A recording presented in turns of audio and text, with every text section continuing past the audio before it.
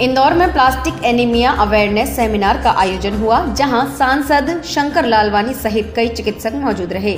इस दौरान जहां कई डॉक्टरों को सम्मानित भी किया गया, तो वहीं चिकित्सकों ने अप्लास्टिक एनीमिया के बारे में जानकारी दी।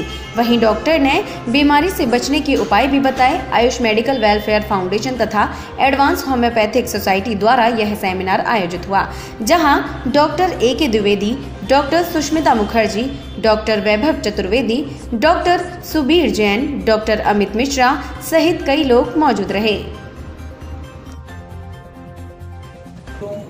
मेरा जब मार्च 2019 के अंदर से मुझे एप्लास्टिक एनीमिया की दिक्कतें शुरू हुई थी।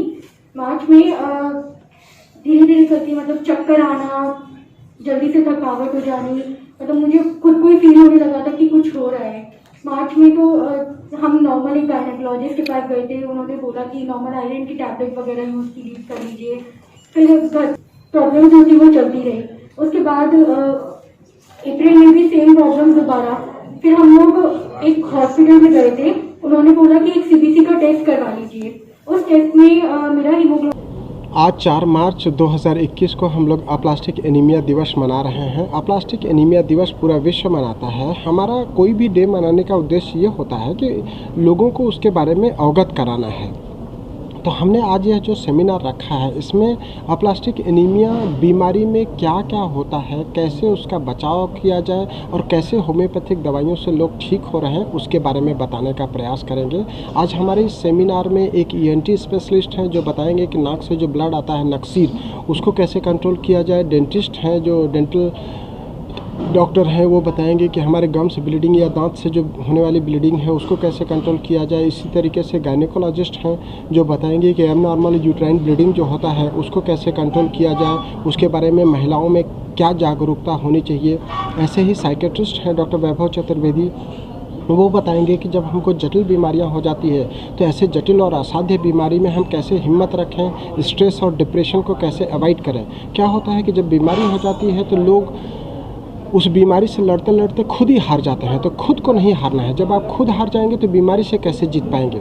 अप्लास्टिक एनीमिया की एक ऐसी मरीज आई हुई है दिल्ली से जो 2019 में अप्लास्टिक एनीमिया से पीड़ित थी। उसका हीमोग्लोबिन 3.5 ग्राम था, 3.5 ग्राम्स, और प्लेटलेट्स 10,000 थे, जबकि हीमोग्लोबिन नॉर्मल 11.5 से 15 ग्राम होना चाहिए और हीमोग्लोबिन नॉर्मल 11.5 से 15 होना चाहिए और प्लेटलेट्स 1.5 लाख से 4 लाख होना चाहिए।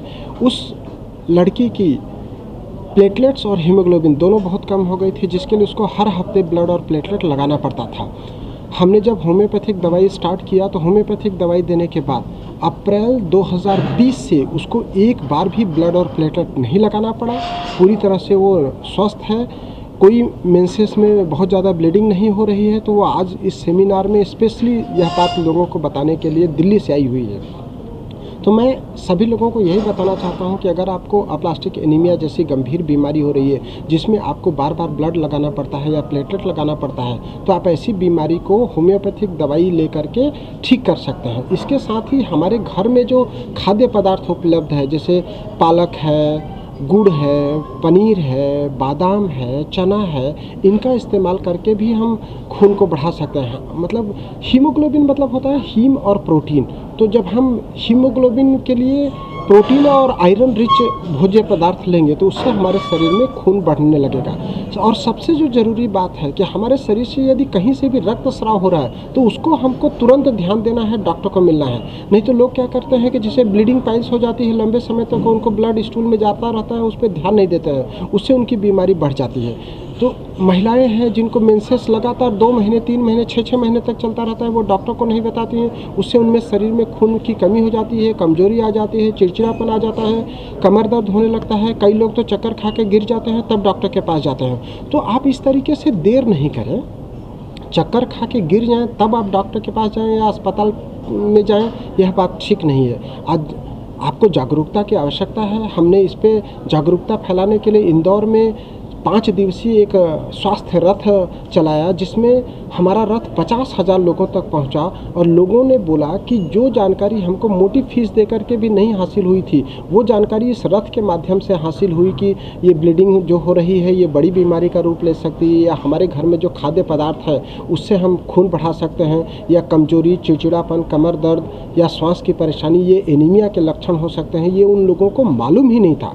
तो जब लोगों को पता चलेगा तो अपना वो ध्यान ज़्यादा अच्छे से रख सकेंगे। इसी के साथ ही अगर आपका हीमोग्लोबिन अच्छा है तो आपकी इम्यूनिटी भी अच्छी रहेगी। अगर हीमोग्लोबिन कम हो जाएगा तो आप जल्दी बीमार पड़ेंगे, थकान होगी, कमजोरी होगी, आप अपना दैनिक कार्य नहीं कर सकेंगे।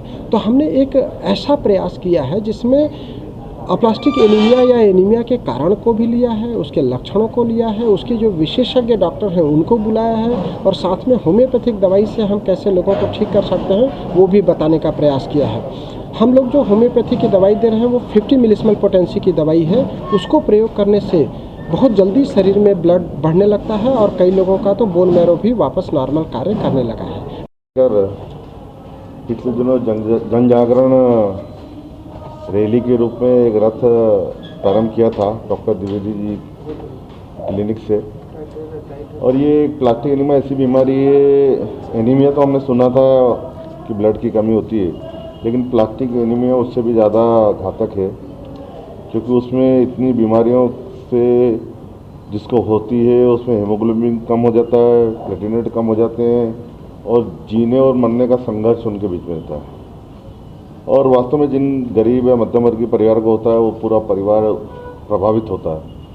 आयुर्वेदिक में बहुत अच्छा इलाज है। हमने आज कुछ ऐसे व्यक्तियों से मिले, बालिकाओं से मिले जिन्होंने आयुर्वेदिक में डॉक्टर द्विवेदी जी का इलाज किया, और जो इनका हीमोग्लोबिन 3.5 था आज 10 से ज़्यादा है। प्लेटलेट 10,000 थे, आज 1 लाख से ऊपर है। तो वास्तव में इस माध्यम से भी प्लास्टिक एनीमिया की बीमारी को दूर किया जा सकता है, और उसका जन जागरण पिछले दिन किया, उसका समापन है, पुरस्कार बांटे गए। मैं डॉक्टर द्विवेदी को धन्यवाद देता हूँ ऐसे आयोजन के लिए।